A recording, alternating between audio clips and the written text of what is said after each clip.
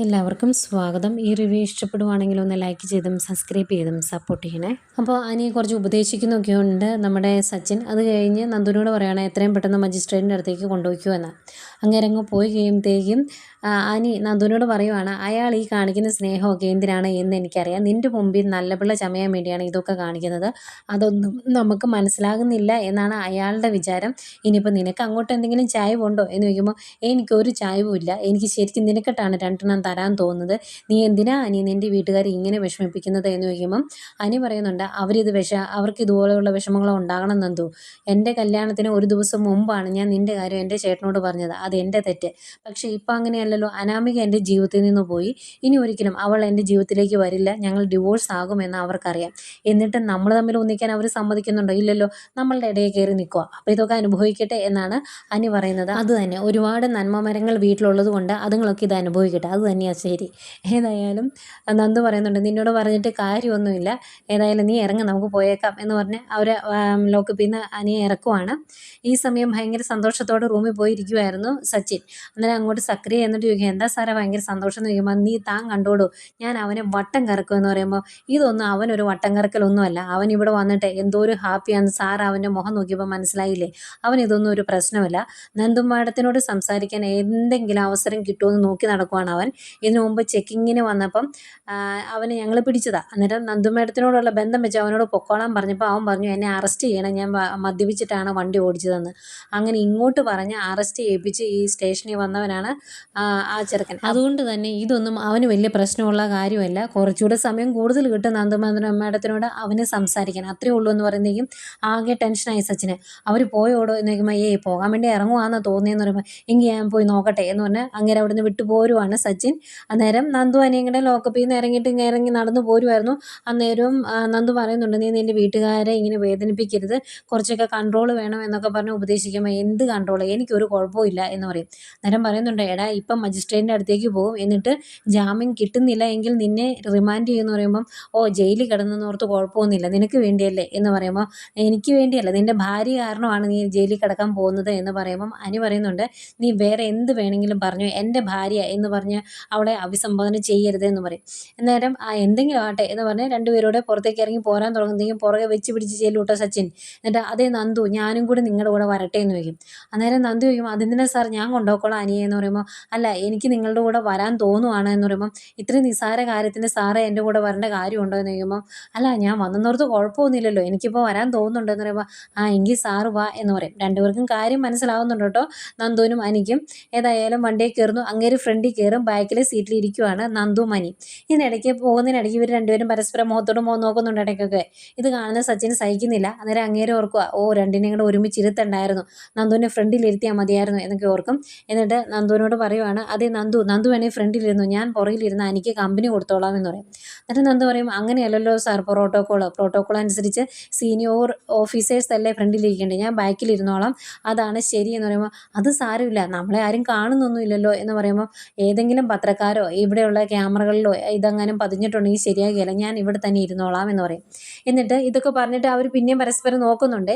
ഇത് കാണുമ്പോൾ സച്ചിനാകെ ടെൻഷൻ. എന്നിട്ട് ഓർക്കുക, ഈ പോക്ക് മജിസ്ട്രേറ്റിൻ്റെ വീട് വരെ പോയാൽ ശരിയാകില്ല, ഇതെങ്ങനെയെങ്കിലും അവസാനിപ്പിക്കണം ഈ യാത്ര എന്നിങ്ങനെ മനസ്സിലോർത്തിട്ട് പറയുവാണ്. അതേ നന്ദു, ഞാനൊരു കാര്യം പറയാൻ മറന്നുപോയി, ഇപ്പം മജിസ്ട്രേറ്റിൻ്റെ അടുത്തേക്ക് കൊണ്ടുവന്നിട്ടുണ്ടെങ്കിൽ ജാമ്യം കിട്ടുന്നില്ല എങ്കിൽ അനിയെ ഇപ്പം തന്നെ റിമാൻഡ് ചെയ്യും, അത് വലിയ പ്രശ്നമാവും. അനിയെ കോടതിയിൽ ഹാജരാക്കിയാൽ മതി. അവിടെ ആകുമ്പം അനിയുടെ വക്കീൽ കാണും. പിന്നെ ഈ സമയത്തിനിടയ്ക്ക് അനിയുടെ മുത്തശ്ശൻ എന്തെങ്കിലുമൊക്കെ മാർഗം കണ്ടുപിടിക്കും അനിയെ പുറത്തിറക്കാൻ. അതുകൊണ്ട് ആ ഒരു സമയം അവർക്ക് കൊടുക്കണ്ടേ, അതുകൊണ്ട് നമുക്ക് മജിസ്ട്രേറ്റിൻ്റെ അടുത്തേക്ക് പോകണ്ട, നമുക്ക് തിരിച്ചു പോയാലോ എന്ന് ചോദിക്കും. എന്നാൽ അങ്ങനെ ആട്ടെ എന്നിങ്ങനെ നന്ദു പറയുന്നു. പെട്ടെന്ന് വണ്ടി തിരിച്ചെടുത്ത് പോരുവാണ്. ഇങ്ങനെയൊക്കെ പോരുന്നത് അവർ രണ്ടുപേരും ഒരുമിച്ച് വണ്ടിയിൽ ഒരുപാട് നേരം ഒരുമിച്ചിരിക്കാതിരിക്കാൻ വേണ്ടിയാണ്. അതിനിടയ്ക്ക് അനിയെ ഉപദേശിക്കുന്നുണ്ട്, കോടതിയിൽ ചെല്ലുമ്പം ഞാനാണ് അനാമികയെ തല്ലിയത് എന്ന് ആദർശം മൂത്ത് വിളിച്ച് പറഞ്ഞേക്കരുത്, അത് വലിയ പ്രശ്നമാകും, അതുകൊണ്ട് വക്കീൽ പറയുന്നത് പോലെ പറയാവുള്ളൂ എന്നൊക്കെ പറഞ്ഞ് ഉപദേശിക്കുന്നുണ്ട്.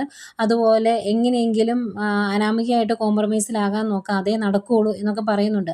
അന്നേരം അനി പറയുന്നുണ്ട്, അവളുമായിട്ട് യാതൊരു കോംപ്രമൈസും ഇല്ല, ഇനിയിപ്പം അങ്ങനെയൊന്നും ചെയ്യാത്തതിൻ്റെ പേരിൽ ജയിലിൽ പോവുകയാണെങ്കിൽ ഞാൻ പൊയ്ക്കോളാം എന്ന് പറയുക. അന്നേരം സച്ചിൻ പറയുന്നുണ്ട്, നന്ദു ഇങ്ങനെ ചോരത്തിളപ്പുകൊണ്ട് അനി അങ്ങനെ പലതും പറയും, പക്ഷെ അതൊന്നും നടക്കുന്ന കാര്യമല്ല കേട്ടോ, ഈ അഭിപ്രായമൊക്കെ ജയിലിൽ ചെല്ലുന്നേക്കും മാറും, അതുകൊണ്ട് കാര്യങ്ങൾ പറഞ്ഞ് മനസ്സിലാക്കി കൊടുക്കുന്നതാണ് നല്ലത് എന്നൊക്കെ പറയുന്നുണ്ട്. ഏതായാലും ഇടയ്ക്കൊന്ന് വണ്ടി നിർത്തി ഇറങ്ങും. അവിടെ കരിക്ക് വെച്ചേക്കുന്ന സ്ഥലമൊക്കെ കാണുമ്പോൾ അവിടെ വിളിച്ചിറക്കുവാണ് അനിയെ. എന്നിട്ട് കരിക്ക് വേണമെന്ന് ചോദിക്കുമ്പോൾ എനിക്ക് വേണ്ട എന്ന് പറയും. അന്നേരം അനന്തപുരിയിലെ പയ്യനാണ്, ഒരു കുറവും ഇല്ലാതെ ഞങ്ങൾക്ക് നോക്കണം, അതുകൊണ്ട് ഇറങ്ങുക എന്ന് പറഞ്ഞ് അവിടുന്ന് കരിക്കൊക്കെ മേടിച്ചു കൊടുക്കുന്നു. അന്നേരം കരിക്ക് കുടിച്ചുകൊണ്ടിരിക്കുന്നതിനിടയ്ക്ക് ഇവർ പരസ്പരം നോക്കുന്നുണ്ട്. അത് സച്ചിന് ഇഷ്ടപ്പെടുന്നില്ല. അയാളിങ്ങനെ മനസ്സിലോർക്കുക, കണ്ണ് തെറ്റിയിട്ടുണ്ട്, രണ്ടും കൂടെ കണ്ണിൽ നോക്കും, എനിക്കത് ഇഷ്ടപ്പെടുന്നില്ല എന്നൊക്കെ ഇങ്ങനെ മനസ്സിലോർക്കുന്നുണ്ട്. ഏതായാലും കരിക്ക് കുടിച്ചു കഴിഞ്ഞ് തിരിച്ച് വണ്ടി കയറാൻ പോകുമ്പം അനിയോട് പറയും, അനു പൊക്കോ, നന്ദു ഇവിടെ നിൽക്കുക എന്ന് പറയും. അപ്പോൾ നന്ദു നിന്ന് കഴിയുമ്പോൾ നന്ദുനോട് പറയുവാണ്, അതെ ഇനിയിപ്പം സ്റ്റേഷനിലോട്ട് കുറച്ച് ദൂരമല്ലേ ഉള്ളൂ, നന്ദു ഫ്രണ്ടിലിരുന്നു, ഞാൻ ബാക്കിലിരുന്നോളാം എന്ന് പറയുമ്പം നന്ദു പറയും, അതിന് കാര്യമില്ല സാർ, നിയമത്തിൻ്റെ വഴിക്ക് തന്നെ നടക്കട്ടെ, ഞാൻ ബാക്കിലിരുന്നോളാം എന്ന് പറഞ്ഞിട്ട് നന്ദു ബാക്കിലിരിക്കാൻ വേണ്ടി പോവുക. അന്നേരം ദേഷ്യം വന്നിട്ട് കയ്യിലിരുന്ന കരിക്ക് അങ്ങോട്ട് വലിച്ചെറിഞ്ഞിട്ട് അയാളും വന്ന് കയറി ഇരിക്കുന്നുണ്ട്.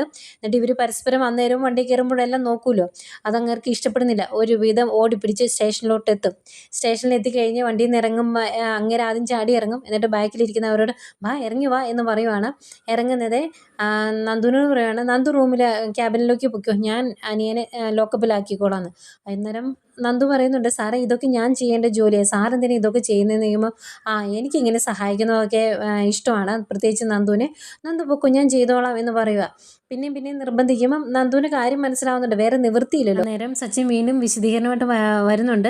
പുറത്ത് വെച്ച് നമ്മൾ പ്രോട്ടോകോൾ നോക്കണം, ഇവിടെ ഞാനല്ലേ സീനിയർ ഓഫീസർ, ഇവിടെ ആരും പരാതി പറയാനൊന്നും വരുന്നില്ലല്ലോ പ്രത്യേകിച്ച്, അതുകൊണ്ട് ഇതൊന്നുമുള്ള ഒരു പ്രശ്നമുള്ള കാര്യമല്ല, നന്ദു അകത്തേക്ക് പൊക്കോ എന്ന് പറയും. നന്ദു അകത്തേക്ക് പോകുന്നു. ഇവർ പുറകെ നടന്നു വരുവാണ്.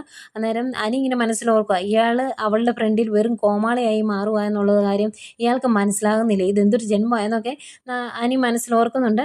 ഏതായാലും അനിയെ സെല്ലിൽ കയറ്റിയിടുന്നു. എന്നിട്ട് പറയുന്നുണ്ട്, ഇതിൻ്റെ അകത്ത് കിടത്തുന്നത് എനിക്ക് വലിയ വിഷമമുള്ള കാര്യമാണ്, ഇനി എന്തെങ്കിലും ഫുഡോ എന്തെങ്കിലും ആവശ്യം ഉണ്ടെങ്കിൽ പറഞ്ഞാൽ മതി, അതെല്ലാം സാധിച്ചു തരാം എന്നൊക്കെ പറഞ്ഞ് ഭയങ്കരമായിട്ട് അങ്ങ് സൂചിപ്പിക്കുവാണ്. എനിക്ക് കാര്യം മനസ്സിലാകുന്നുണ്ട്, അതുകൊണ്ട് തന്നെ അനി ചോദിക്കുവാണ്, അതെ സാറേ വൈകിട്ട് എസ് ഐമാരുടെ ഇവിടെ കാണുമോയെന്ന്. അന്നേരം ഓടാ, നിൻ്റെ മോനിൽ എപ്പോഴും അവളെ കൊണ്ട് ഞാൻ നിർത്തിത്തരാം, എൻ്റെ പെണ്ണിൻ്റെ മുഖത്തേക്ക് അവൻ 24 മണിക്കൂറും നോക്കുന്നത്, എനിക്കതൊന്നും ഇഷ്ടപ്പെടുന്നില്ല എന്നൊക്കെ മനസ്സിലോർത്തിട്ട് പറയുവാണ്, ഞാൻ നന്ദുവിനെ അങ്ങനെ കഷ്ടപ്പെടുത്താറില്ല, പെൺകുട്ടി എന്നുള്ള പരിഗണന ഞാൻ കൊടുക്കാറുണ്ട്, അതുകൊണ്ട് നൈറ്റ് ഡ്യൂട്ടിക്കൊന്നും നന്ദുവിനെ ഇടിയല്ല. ഇനിയിപ്പോൾ എനിക്ക് ആരോടെങ്കിലും സംസാരിച്ചുകൊണ്ടിരിക്കാൻ വേണ്ടിയിട്ടാണെങ്കിൽ ഞാനിരിക്കാം, അല്ലെങ്കിൽ ഇവിടെ സക്രിയോ വേറെ ഏതെങ്കിലും കോൺസ്റ്റബിൾമാരോ ഒക്കെ കാണും, അവരോട് സംസാരിച്ചുകൊണ്ടിരുന്നാൽ മതി, എന്തുണ്ടെങ്കിലും പറഞ്ഞേക്കണം കേട്ടോ, ഒരു വിഷമം ഉണ്ടാക്കാതെ നോക്കേണ്ടത് ഞങ്ങളുടെ കടമയാണ്, പ്രത്യേകിച്ച് അനന്തപുരിയിലെ പയ്യനെ എന്നൊക്കെ പറഞ്ഞ് കുറച്ചുകൂടി ഒന്ന് സൂപ്പിച്ചിട്ട് പയ്യെ പോകാൻ തുടങ്ങുവാണ്. എനിക്ക് കാര്യങ്ങളെല്ലാം മനസ്സിലാവുന്നുണ്ട്. അനിയെ നന്ദുവിനെ എങ്ങനെയെങ്കിലും പിരിക്കണമല്ലോ എന്ന ചിന്തയായിട്ട് അവിടുന്ന് പോരുന്ന സച്ചിനെയും കാണിച്ചുകൊണ്ട് ഇന്നത്തെ എപ്പിസോഡ് അവസാനിക്കുന്നു.